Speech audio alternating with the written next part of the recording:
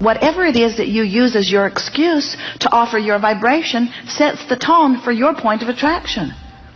Haven't you noticed that the worse it gets for a while until you come to your senses? And the better it gets until you fall back into your old habits?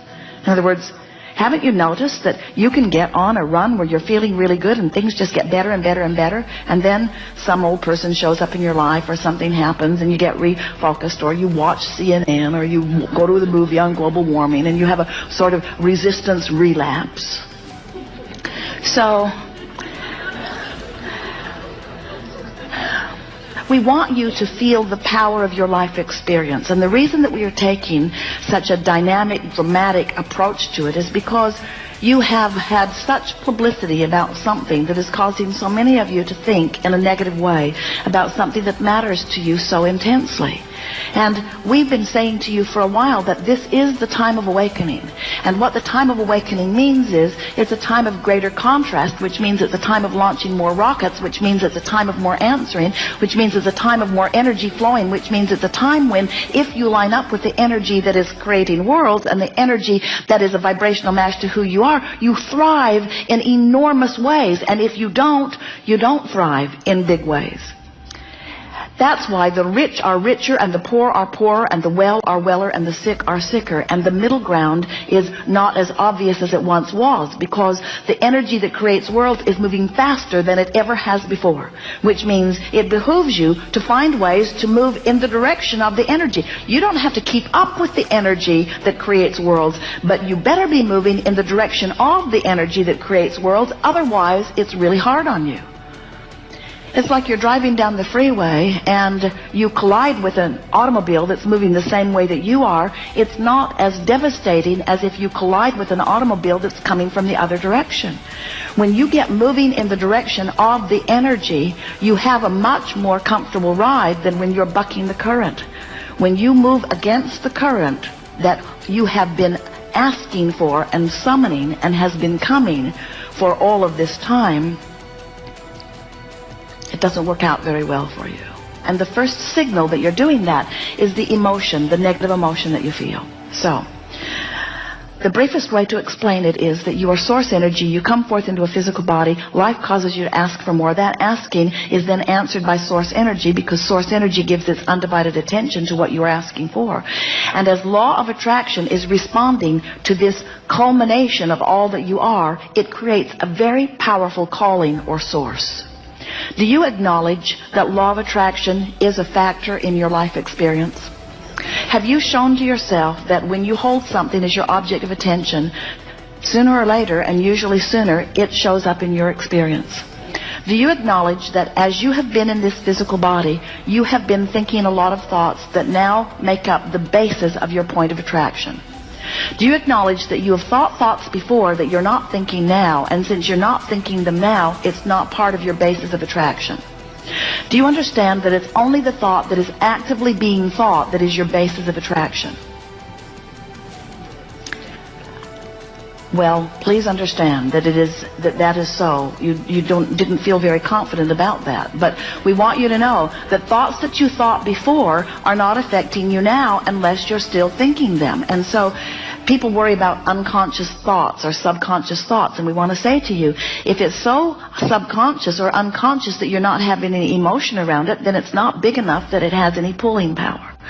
So you do acknowledge that your thoughts do create your reality. So now, here's another factor that we want you to consider relative to the law of attraction. And as you wrap your thoughts around this, it's going to serve you enormously well, because this piece of information is going to help you to understand, maybe for the first time, why your guidance system, your emotional guidance system, works in the way that it does. Did you enjoy our analogy of the electricity and the toaster a little bit? And do you acknowledge that you existed as source energy before you came forth into this physical body? And do you accept that non-physical part of you still remains in non-physical? And would you like to join us in acknowledging that that is an eternal being there? Now, you can call it God, you can call it source energy, you can call it all that is. The name that you give it doesn't matter very much, but it is an eternal consciousness that is expanding and is pure positive energy. So this powerful energy, do you acknowledge that law of attraction responds to that energy in the same way that it responds to what's going on here where you are? And do you acknowledge that that must have been around way longer than you've been around here? So this swirling energy of well-being that has gleaned its existence through the contrast and is always moving toward what is wanted, the most expanded, furthermost part in the universe, can you feel the huge well-being of this energy? And can you feel the comparison of the way law of attraction's response to it must be in relationship to law of attraction's response to you? So, now do you understand why the call of Source is what it is? Now do you understand why there is a current that is calling you toward well-being? Now do you understand that no matter how much you beat the drum of what you do not want, when you croak, you're going to close that gap? Now do you understand why we are so confident about the well-being of all that is? So, here is this huge energy of well-being that law of attraction is responding to. And from your point of view in your physical body, what that means is when you feel the call of Source, it feels compelling and it feels elating. In other words, the call of Source in its purest form, when you are close enough in vibrational proximity to it to really feel it, feels like joy, it feels like passion, it feels like eagerness, it feels like love, it feels like appreciation, it feels like well-being, it feels like yipping and yahooing all the way down the canyon, it feels like cartwheels, it feels like sunshine and rainbows and lollipops, it feels like all of the things that you've ever associated with well-being, it feels like liquid love, it feels like joy, it is rapturous, it is orgasmic, it ripples through your body, it is ecstasy. That's what Source energy is and feels like.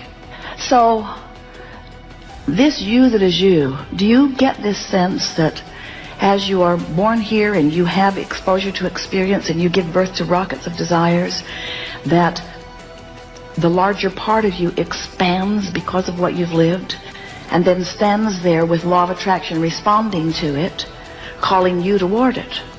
And when you move in the direction of that calling, you feel so good. That's that impulse, that's that inspiration, that's feeling of, oh, I want to do that. That's that life-giving, life-calling, me being who I am. That's me in my human form keeping up with who I have become. That's the way you intended to live life. When you feel negative emotion, whether you call it frustration or overwhelmment, or something stronger like anger or rage or hate, or something stronger like disappointment or fear or depression, when you feel those negative emotions, what it always means is you're not letting yourself be you. You're focused upon some aspect of contrast, and you've done it for way more than 17 seconds, so that you've got an activation within you that is not letting you go with the flow. And what happens is, the thing about not going with the flow is that the flow doesn't say, oh, they're not coming, let's wait. The flow keeps going because law of attraction is responding to the larger part of you. Jerry and Esther went whitewater rafting, and the man who was guiding their boat said, friends, this is not Disneyland, we cannot turn this river off. In other words, we want to say the same thing to you. This is not Disneyland. This river cannot be turned off. You cannot turn off the result of all of the desire that you've lived in all of this time. This is Source energy summoning you. You must let yourself be who you are, and if you don't let yourself be who you are, you don't feel good. And it's not about somebody else saying you should be something, you need to be something. It's about life having called it through you and you not going. And when you don't go, it doesn't feel good. And when you do go, it feels oh so good. And do you know, you don't even have to go and receive the full manifestation of it. You just have to no longer not go. We see you. You take your boats down to the river. You've got your paddles in them. You put the boat in the water. And almost without exception, human dear hearts that you are, you turn your boat upstream and begin paddling very hard. And we say, why not turn and go with the flow? And you say, oh, that just seems lazy. We say, well, you could use a different word like natural. No, I choose lazy. It seems lazy. I don't want to be lazy. I want to be virtuous and hardworking. I want to earn my way. And all the other humans that amount to anything are paddling very hard upstream. We try here. We try hard. We try, we persevere, we are determined. We use our effort and our action to try to compensate for energy. You don't say that, but you try it. You do it.